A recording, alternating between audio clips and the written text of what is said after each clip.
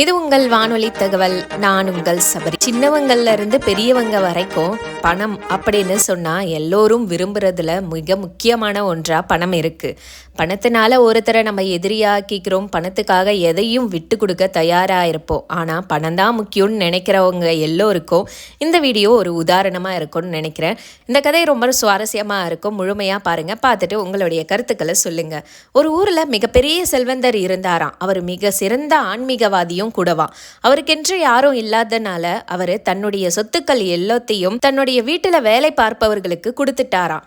ஆனா ஒரு மடாலயம் அமைத்து அதுல ஆதரவற்றவர்களையும் முதியவர்களையும் தங்க வச்சு தான தர்மங்கள் செய்ய முடிவெடுத்தாராம். அதே நேரம் பணத்தை விட இறைவன் மீது அதிக நம்பிக்கை வைத்திருக்கும் ஒரு நபரை அவருக்கு ஒத்தாசையா இருக்கணும் அப்படின்னு நினைச்சாராம். அந்த நபரை தன்னுடைய வேலையாட்களில் இருந்தே தேர்வு செய்ய அவர் முடிவும் செய்தாராம். அதன்படி தன்னுடைய முடிவு எதையும் வெளியில சொல்லாம தங்கிட்ட வேலை பார்க்கும் அனைவரையும் ஒரே இடத்துல கூட சொன்னாராம்.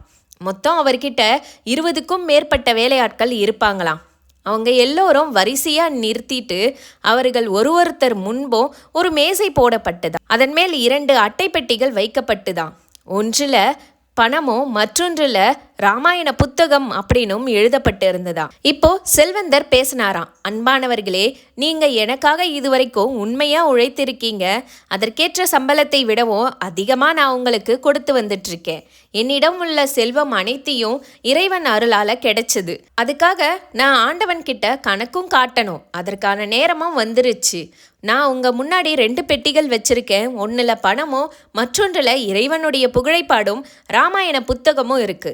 இதில் ஏதாவது ஒன்றை நீங்க தேர்வு செஞ்சு எடுத்துக்கலாம். நீங்க எதை தேர்ந்தெடுத்தாலும் நான் உங்களை குறைவா மதிப்பிட மாட்டேன். ஏன்னா அது உங்களுடைய விருப்பம் தான் எனக்கு ரொம்ப முக்கியம் அப்படின்னு சொன்னாராம் அந்த பணக்காரர். பணியாட்கள்ல ஒருவன், முதலாளி, நீங்க இதுவரைக்கும் எங்களுக்கு எந்த குறையும் வைக்கல. ஆனாலும் இப்போதைக்கு நோய் பாதிப்பினால தவிக்கும் என்னுடைய அம்மாவுக்கு சிகிச்சை அளிக்க பணம் தேவை. அதனால நான் ராமாயணத்தை மதிக்கிறேன் என்றாலும் எனக்கு இப்போ பணம் தேவைன்றதுனால நான் பணப்பெட்டியை எடுத்துக்கிறேன் அப்படின்னு பணத்தை எடுத்துக்கிட்டானோ. 2வதா இருக்கவனோ, ஐயா, நான் ஓலை குடிசையில வசிக்கிறேன். என்னுடைய பிள்ளைகளாவது கல்வி இருக்கணும்னு நினைக்கிறேன். அதுக்காக இந்த பணத்தை எடுத்துக்கிறேன்னு ஒருத்தரும் இப்படி பல காரணங்களை சொல்லி பணத்தையே எடுத்தாங்களாம். யாரும் ராமாயண புத்தகத்தை எடுக்கலையா. கடைசியாக ஒரே ஒரு வாலிபன் மட்டும் எஞ்சி இருந்தான். அங்கு வேலை பார்ப்பவர்கள் அனைவரை விடவும் அவனுடைய குடும்பம் மிகவும் ஏழ்மையில் இருந்தது.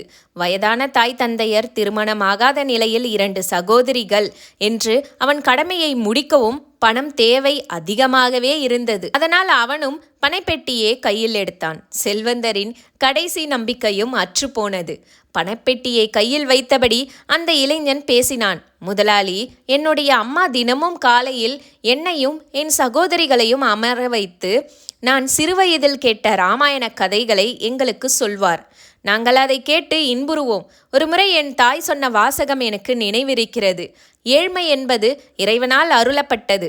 நமக்கு என்ன தேவையோ அதை நிறைவேற்றுபவனாக இறைவன் இருக்கிறான் என்றார். என் குடும்ப சூழ்நிலைக்கு இப்போது பணம் தேவைதான் என்றாலும் நான் எப்பொழுது கேட்டாலும் நீங்கள் இல்லை என்று சொல்லாமல் பணம் தரப்போகிறீர்கள். எனவே இப்போதைக்கு எனக்கு பணத்தை விட ராமாயண புத்தகத்தின் மீதுதான் பற்று எழுகிறது என்று சொல்லி பணப்பெட்டியை கீழே வைத்துவிட்டு ராமாயண புத்தகம் இருந்த பெட்டியை எடுத்து பின்னர் புத்தகத்தை பார்க்கும் ஆவலில் அந்த பெட்டியை திறந்தான் வாலிபன். அதில் புத்தகத்தோடு மேலும் 2 கவர்கள் இருந்தன. ஒன்றில் அளவுக்கு அதிகமான பணமும் மற்றொன்றில் செல்வந்தரின் சொத்தில் பாதி எழுதப்பட்ட உயிலும் இருந்தது. இதை கண்ட அந்த இளைஞனுக்கு மட்டுமல்ல, அங்கு இருந்த அனைத்து பணியாளர்களுக்குமே அதிர்ச்சி. ஆனால் செல்வந்தருக்கோ தனக்கு நம்பிக்கையான ஒரு துணைவன் கிடைத்துவிட்டதால் மகிழ்ச்சி. தன்னை முழுமையாக நம்புவர்களுக்கு அவர்கள் நினைக்காத நேரத்தில் தேவைக்கு அதிகமான செல்வத்தை இறைவன் அருள்வான். அதுதான் அந்த இளைஞனின் விஷயத்திலும் நடந்தது. மனிதர்களை செல்வத்தை கொண்டு சோதிப்பான் என்று இறைவனின் வாக்கு. அந்த சோதனையில் செல்வத்தின் பக்கம் சாயாதவனுக்கு அவன் எதிர்பாராத செல்வம் கிடைத்தது. இந்த கதை உங்க எல்லோருக்கும் பிடிச்சிருக்கும் நினைக்கிறேன். இந்த வீடியோவை லைக் பண்ணுங்க, எல்லோருக்கும் ஷேர் பண்ணுங்க. எங்க சேனலை மறக்காம சப்ஸ்கிரைப் பண்ணிக்கோங்க. இதுவரைக்கும் இந்த கதையை பார்த்ததுக்கு மிக்க மிக்க நன்றி.